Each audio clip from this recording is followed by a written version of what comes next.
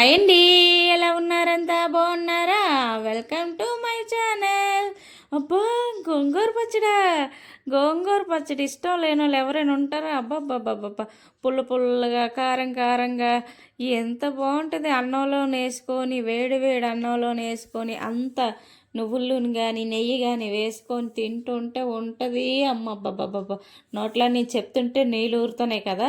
ఇప్పుడు రండి, ఆ గోంగూర పచ్చడి ఎలా తయారు చేసుకుందో, నేను నా స్టైల్లో ఎలా చేస్తాను, ఏమేమి వేస్తానో చూద్దాం రండి.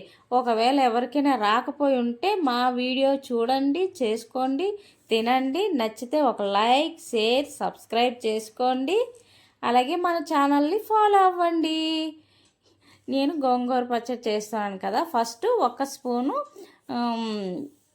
మెంతులు వేపుకుంటానండి. ఇది కాఫీ కలరు వచ్చినంత వరకు, కాఫీ కలర్ ఉంటుంది కదా, అలాగా మెంతులు ఆ కలర్లోకి వచ్చినంత వరకు వేపుకుందాం.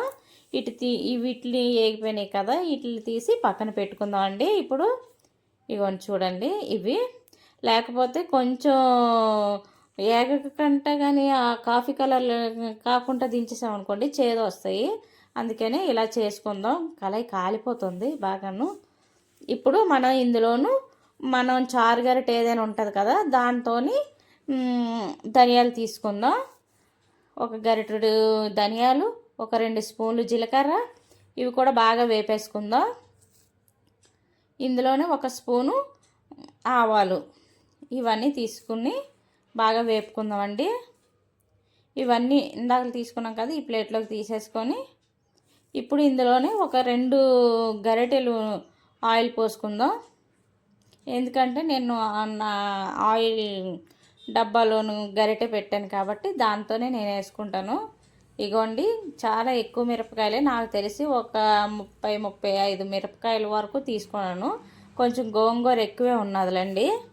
దాన్ని కోసమని ఎక్కువ కారం ఉండాలి కదా, నేను మామూలు కారం వేయను. ఇలాగే ఎండుమిరపకాయలు వేపు తీసుకుంటాను. మిరపకాయ పటాసుకాయలా పేలింది చూసారా, అది బయటికి పోయింది. ఇప్పుడు ఈ మిరపకాయలు మనం వేపుకున్నాం కదా, తీసేసుకున్నాం కదా, ఇందులోనే గోంగూర వేపుకోవడానికి సరిపడినంత ఆయిల్ పోసుకొని శుభ్రంగా కడిగి అస్సలు తడి లేకుండా ఆకుని ఆరబెట్టుకుందాం అండి. అది ఎండలోని కాదు, మన ఫ్యాన్ కింద ఇంట్లోనే ఆరబెట్టుకుందాం. ఇలాగా తడి లేకుండా ఇలాగ గోంగూర మొత్తం కడిగేసి ఇలా ఆరబెట్టుకొని, తడి ఆరిపోయిందన్న తర్వాత మనం పచ్చడి చేసుకోవడానికి రెడీ చేసుకోవాలి. ఇలాగా ఇది కొంచెం ముదరాకునిందండి, నేను కాడలతో వేస్తాను. కాడలు కూడా పచ్చళ్ళలో బాగుంటాయి కదా. ఇలాగా మొత్తం వేపేసుకుందాం. ఇలాగా ఇది లేతాకైతే తొందరగా ఏగిపోతుందండి. అబ్బా, ఇప్పుడైతే ఊర్లో నుండి ఎక్కడంటే అక్కడే ఉంటుంది గోంగూర. అలా వెళ్ళి తెచ్చుకొని కడిగేసుకొని అబ్బా భలే ఉంటుంది. ఇదైతే ఎప్పుడో తెంపేసి మార్కెట్లోకి తెచ్చింది. మళ్ళీ అది మనం తెచ్చుకొని మళ్ళీ దాన్ని మనకి ఖాళీగా ఉన్నప్పుడు ఏరి కడిగి పచ్చడి చేసేటప్పటికి దాన్ని ముసలమ్మ అయిపోతుంది. అదే ఊర్లో అనుకుంటే అప్పటికప్పుడు అలా కోసి తెచ్చుకొని కడుక్కొని చేసి పెట్టుకుంటే ఆ టేస్టే వేరేగా ఉంటుంది. ఇదైతే కొంచెం పుల్ల తక్కువే ఉన్నదండి. నేను కొంచెం చింతపండు పులిపేస్తున్నాను ఇందులోను. చూసారా, ఏగింది కదా. మనం వేసిన ఆయిల్ తేలాలి, అలాగా వేపుకోవాలి. ఇందులో నేను కొంచెం చింతపండు పులిపేస్తున్నానండి, ఎందుకంటే పులుపు కొంచెం తక్కువే ఉన్నది అనేసి. ఇది కూడా వేసుకొని దీన్ని కొంచెం ఒక 2-3 నిమిషాలు దీన్ని కూడా వేపుకుంటే, ఎందుకంటే మళ్ళీ పాడైపోతుంది కదా పచ్చడి. అందుకనేసి అది మనం చింతపండు పులిపేసాం కదా, దాన్ని కూడా కొంతసేపు వేపుకున్నాను. ఇందాక మనం వేపుకున్నాం కదా, ధనియాలు, ఆవాలు, మెంతులు, జీలకర్ర, ఇవన్నీ పౌడర్ ఇలా చేసుకొని ఇప్పుడు ఇందాకలో వేపుకున్నాం కదా ఎండుమిరపకాయలు, ఇవి కూడా వేసేసుకొని దీన్ని కూడా మనం పౌడర్లాగా చేసేసుకుందాం.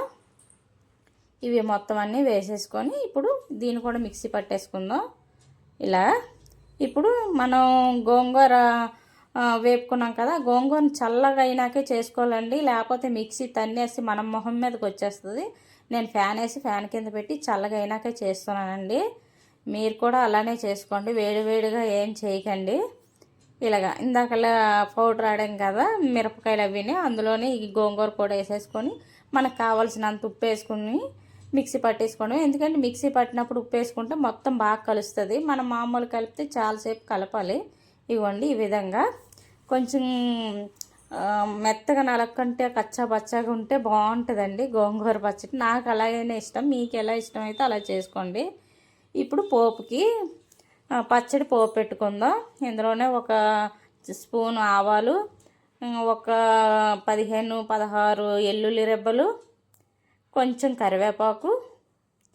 నేను ఇంగు వేయడం వీడియో తీయడం మర్చిపోయినానండి. ఇంగు వేసుకోండి, చాలా బాగుంటుంది పచ్చడిలోని ఇంగు వేసుకుంటే. ఇప్పుడు ఇవన్నీ వేగాయి కదా, మనం ఇందాకలు చేసుకున్న పచ్చడి కూడా వేసేసుకొని మొత్తం ఈ ఆయిల్లోని కలిసినంత వరకు కలుపుకొని పక్కకు తీసి పెట్టేసుకోవడమే. ఇలా కొంచెం ఆయిల్ ఎక్కువే పడుతుందండి.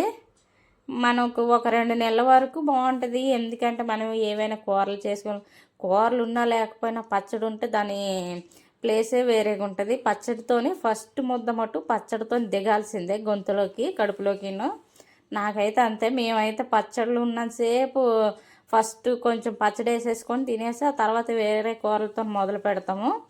ఇగోండి ఇలాగా వేరే గిన్నెలోకి తీసేసుకొని, మీరేమేం పచ్చళ్ళు ఇష్టపడతారు? నాకైతే గోంగూర పచ్చడి, మామిడికాయ పచ్చడి, డైలీ బీరకాయ పచ్చడి, దొండకాయ పచ్చడి అవి అయితే డైలీ ఉంటాయిలేండి. నేను బీరకాయ దొండకాయ కొంచెం వండడం తక్కువే, పచ్చళ్ళు చేయడం ఎక్కువ. ఇవ్వండి అన్నం వేసుకొని, మరిచి అన్నం ఉన్నది కదా, అన్నం వేసేసుకొని తినేస్తాను. వేసేసే అంటుంది. నా దగ్గర నువ్వుల నూనె ఉన్నిందండి, నువ్వుల నూనె వేస్తున్నాను, నెయ్యి కాకుండా. చాలా టేస్టీగా ఉండేదండి, చెప్తే మీకు నమ్మరు కానీ అంత టేస్టీగా వచ్చింది. ఇవ్వండి మరిచి కలుపుకొని తింటుంటే పక్కన వచ్చి మా ఆయన కూడా నాకు కూడా పెట్టనేసి తింటుండ్రు వీళ్ళిద్దరూను. ఈ వీడియో కానీ మీకు నచ్చినట్లయితే ఒక లైక్, షేర్, సబ్స్క్రైబ్ చేసుకోండి ప్లీజ్. ఇది నా గోంగూర పచ్చడి వీడియో. లాస్ట్ వరకు చూసిన వాళ్ళకి అందరికీ థ్యాంక్ యూ. నేను కూడా తిన్నానులేండి, నాకు కూడా పెట్టింది మరిచి.